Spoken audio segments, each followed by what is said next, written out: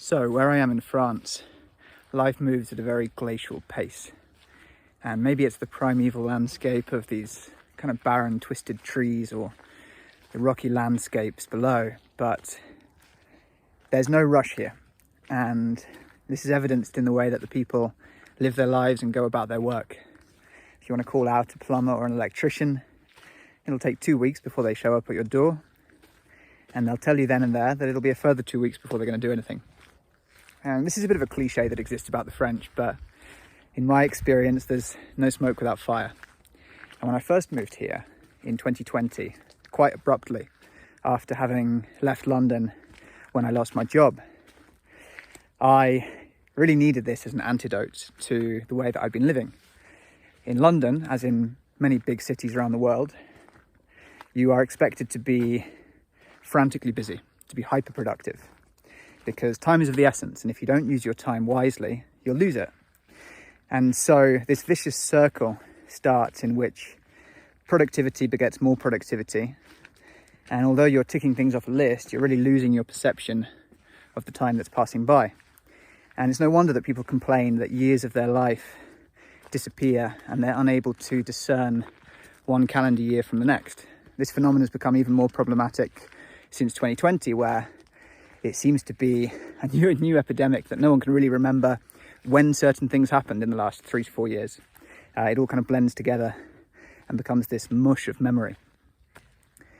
And this phenomena of thinking that time goes by quicker and quicker as we get older, it's nothing new, but it does have some scientific basis. In 1975, there was a man called Robert Lemlich, who was a theorist and a writer, and he wrote a paper called The Subjective Perception of Time and the Acceleration of Time, in which he lays out his idea that the way that we think that we perceive time as getting faster with age is not just some fictitious concept. There's basis to it, which is that when you're a young child, you have maybe 10 years experience behind you, and so 1 year in the grand scheme of things is quite a lot because it's a tenth of the time that you've been around.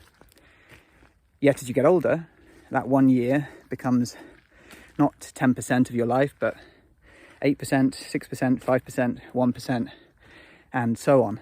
And so the value that you give to that period of time decreases over time. And it would seem on the outside that there is no solution to this, that we are destined to lose track of time and lose agency over how we use time as the years roll on behind us. And so this is something that's been talked about quite a lot in recent years.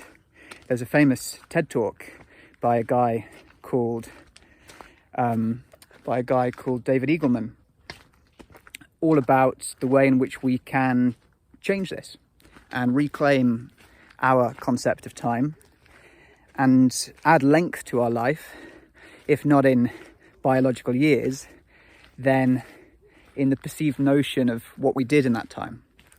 And his solution to this is novelty.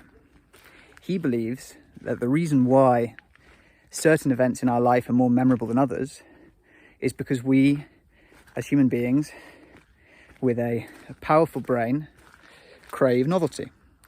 And he states that it's the amygdala that is turned on when we experience new and novel events. So the first day at school, your first kiss, your last day at school, your first time living in a new city, your first job, all of these things are extremely intense emotions, and therefore we save them into our memory bank, and it helps delineate and distinguish between what we've done over the foundational years of our life.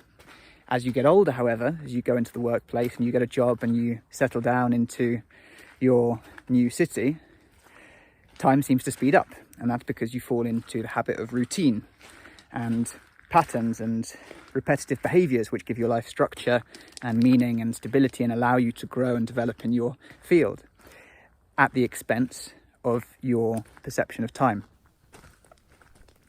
So novelty is the solution to this.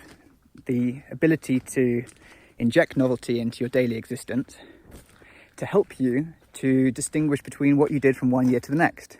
Because the danger is that if you rely exclusively on your holiday allowance to timestamp the years that you've lived, you end up in that situation where years down the line, you say, oh, what did we do that year? Oh, was that the year that we went to X resort or X destination? It's the only thing you have to remember what you did across the expanse of the entire year.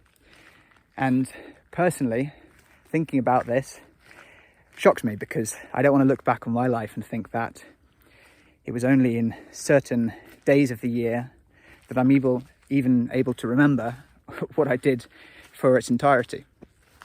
So if novelty is the key, how do we inject novelty in our lives? Because we can't all take holidays all day, every day.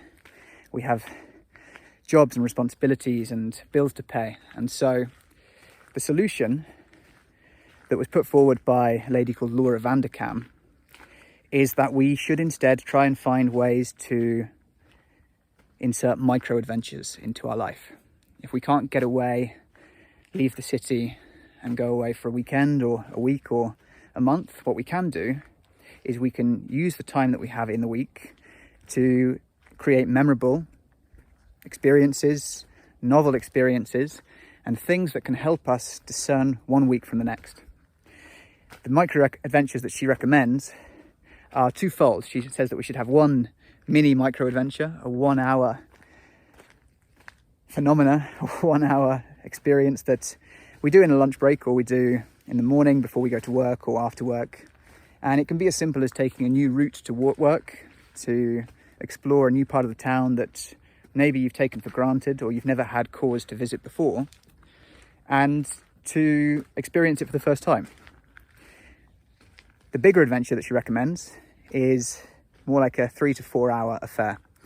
Not an actual affair, but a 3 to 4 hour event that you do at the weekend, you do on a day off, and you go somewhere that you really want to go locally, in the surrounds, in the vicinity. It doesn't have to be far away. It just has to be something you've never done before. And if you do this, the way in which you perceive the passing of the working week will move slightly differently, because you have these events that timestamp what you did, the novel experience that you enjoyed, the sensations, the senses, the sights, the smells, the sounds, as a way to stick this experience in your memory scrapbook and give you the feeling that you did more than just your regular routine. Beyond this, what can we do to add novelty out to our lives? Well, we can seek out flow states. We can find that thing that we enjoy doing in which we lose track of time, where we become so immersed in the activity because we are so present and in the zone that time dilates and we don't worry about anything because we're so focused on what it is that we're enjoying at that moment. And that may seem counterintuitive. If you lose track of time, surely that's counter to the argument I'm making. But when you lose track of time doing something you enjoy, not only do you feel like you've been productive, but you feel like you've added value to that time. And the value in the time that we have is actually what we're really craving. We don't want to be busy and hustling and productive for somebody else. We want to know that we use the time to our best ability in a way that we deemed worthy of our energies and efforts. So finding flow states, seeking out those experiences, whether it's through writing, learning a language, performing a musical instrument, performing on stage, socializing with friends can have its merits too, but it doesn't have to be sat around the bar getting drunk. That's another surefire way to lose track of time in a bad way. Instead, find activities that you can do with a group of friends at the weekend or on a holiday that you can savor for years afterwards. An experience that you've always talked of doing with them that maybe you've never got round to doing, you've never been able to find the legitimate excuse to make it happen. Make 2024 the year that happens. Do something worthy of your time. So I put this forward to you as a challenge. I know that for myself, I want to make 2024 not only my most memorable year, but also my longest year. I want to draw it out and savor every single moment and experience and possibility, and to take myself to places that I've never been and around people that I've never met before, as a way of crystallizing that year in my memory, so that years down the line, I can recognize that I extracted the full value from it without feeling like I was being productive or busy just for the sake of being busy. And I set you the challenge of doing the same.